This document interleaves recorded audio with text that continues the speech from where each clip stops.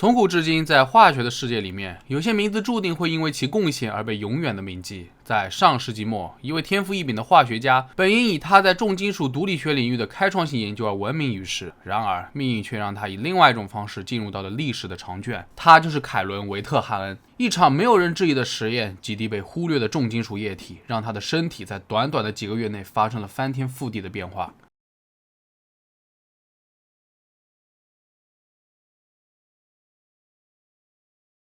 凯伦·维特汉恩是一名化学家，1948年10月16日出生于美国纽约州的普拉茨堡。他在22岁那年获得圣劳伦斯大学学士学位，1975年获得哥伦比亚大学博士学位。1976年，他在美国新罕布什尔州达特茅斯学院开始了自己的职业生涯。当时，他是第一位在化学系获得终身职位的女性教授，对铬和汞的研究在学术界也是非常闻名的。同时，他还对人体细胞代谢这些重金属的方式特别的感兴趣，常年研究铬和镍是如何导致人类患上癌症的。1995年，他创立了达特茅斯学院有毒金属超级基金研究计划。这是一个跨学科项目，旨在研究环境中常见的金属污染物，尤其是有毒废物处理厂对人类健康的影响。只可惜第二年，一场令人震惊的实验室事故中断了他的人生轨迹。1996年8月14日，他正准备计划进行一些汞实验。当时，维特汉恩的大部分工作都聚集在重金属铬及其对人体的毒性作用上。其实，早在1993年，科学家们就知道铬会损害人的 DNA， 但当时他们不知道是如何造成的。为了研究 DNA 被重金属破坏后是如何修复的，以及通过 DNA 的修复机制深入了解损伤是如何发生的。他们想通过核磁共振波谱研究蛋白锌，但锌在核磁共振波谱中不易发现，所以他们就用汞来制造化合物。毕竟汞的同位素是可以用核磁共振测量的。他的团队最初尝试使用氯化汞标准来做到这一点，但他对结果并不满意。为了追求完美，确保读数精准，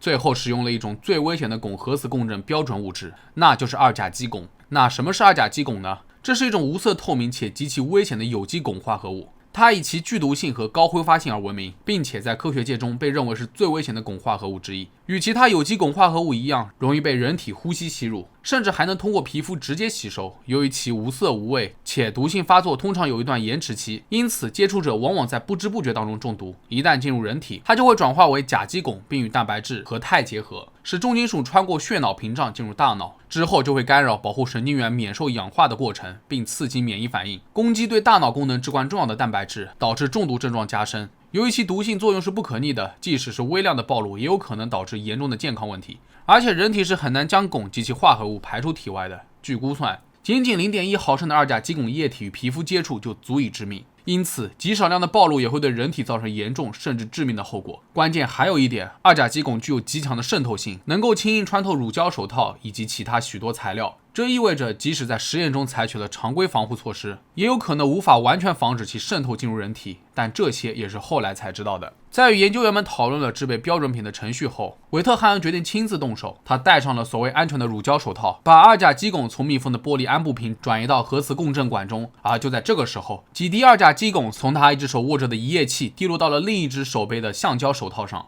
一开始，维特汉恩还没太在意，他并不认为自己会面临着什么危险。于是，在完成研究后，他就脱下了手套，直接离开了现场。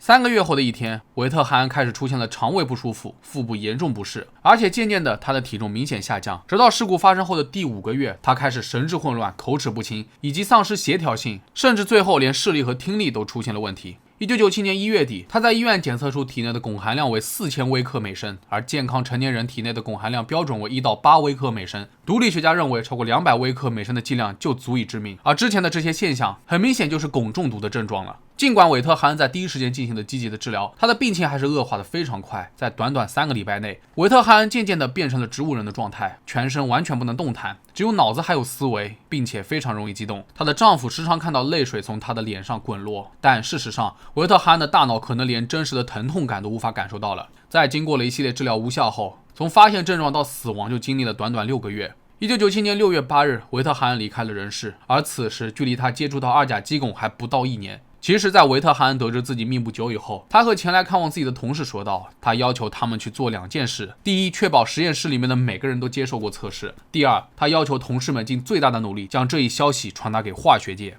尽管维特汉恩一直以来都严格遵守实验室的预防措施，包括使用乳胶手套、使用通风橱等操作，但他仍然发生了意外的接触。事实证明，二甲基汞渗透手套的速度也比任何人想象的都要快得多。在维特汉恩去世后，实验室不得不缩短取样隔间，因为手套降解的速度实在是太快了。他的同事测试了各种安全手套对二甲基汞的防护能力，发现这种微小非极性分子可以在几秒钟内扩散穿过大多数手套，比预期的要快得多。二甲基汞可以在不到20秒的时间内渗透所有品牌的乳胶手套，大多数在不到15秒就够了。唯一可以防护的是戴在层压塑料手套外面的氯丁橡胶手套。许多化学家对于维特汉恩的死感到了震惊，因为仅仅几滴二甲基汞流到了带有防护的手上，就杀死了一位伟大的化学家。同时，他们也对二甲基汞的渗透性感到吃惊。维特汉恩的死证明了当时的标准预防措施可能不足以应对二甲基汞等剧毒的化学品，并让许多化学家意识到，他们可能也没有完全理解某些化学品的毒性，更没有充分了解它们的性质。对于许多化学界的人士来说，化学实验室的安全规范是维特汉恩留给世人最宝贵的遗产。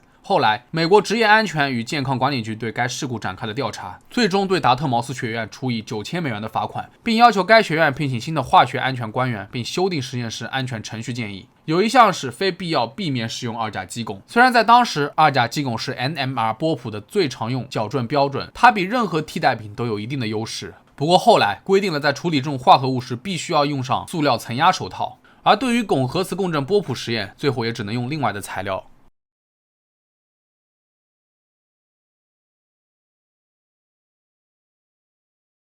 在维特汉恩去世后的1年，他所在的达特茅斯学院特地以维特汉恩的名义设立了一个奖项，叫做凯伦·维特汉恩化学研究生奖学金，以鼓励其他女性从事科学事业。每年还会颁发给杰出创意或者学术成就的教师奖。学校的图书馆和年度本科生教学研讨会也以他的名字命名，他的肖像就悬挂在达特茅斯学院的贝克贝瑞图书馆里面。无论如何，即使在他相对较短的职业生涯中，维特汉恩也是当时化学界公认的巨人，是金属毒理学领域的佼佼者。他留下的不仅是他在毒理学领域的杰出贡献，还有一份永恒的遗产，那就是对科学家、学生和整个科研界安全意识的觉醒。他的名字将永远与科学的严谨、求知的勇气以及对于生命的真实联系在一起。科学的道路虽然充满光辉，但每一步都必须慎之又慎，因为那些未曾预料的危险可能隐藏在实验室的每一个角落。他的一生虽然短暂，却照亮了无数人的前行之路，成为了科学史上一座永恒的灯塔。那么好了，本期视频到这就结束了。各位对于维特汉恩的死有什么看法，可以在评论区下方留言。如果觉得视频做得还不错的话，别忘了点赞、收藏和关注。我是郑郑，咱们下期视频再见吧。